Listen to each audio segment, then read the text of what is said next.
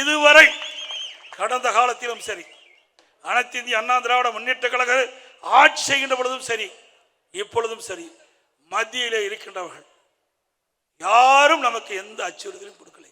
நமக்கு நன்மைதான் செய்தார்கள்.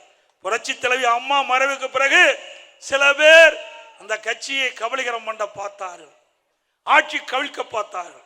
அதை காப்பாற்றி கொடுத்தவர்களும் யார் என்று உங்களுக்கு தெரியும். மத்தியில் இருக்கின்றவர்கள் நமக்கு காப்பாற்றி கொடுத்தார். நன்றி மறப்பது நன்று, நன்று அல்லது அன்றே மறப்பது நன்று.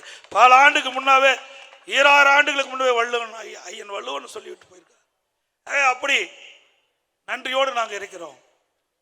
இன்றைக்கு கூட்டணி சேருவது அவ்வப்போது நெருக்கிற நிகழ்வு. தேர்தல் நேரத்திலே கட்சிகள் வெற்றி பெற வேண்டும், எதிரிகளை வீழ்த்த வேண்டும், அதுக்கு தகுந்த அரசியல் வியூகம் ஏற்படும். அந்த அடிப்படையில் நம்ம கூட்டணி அமைக்கிறோம்.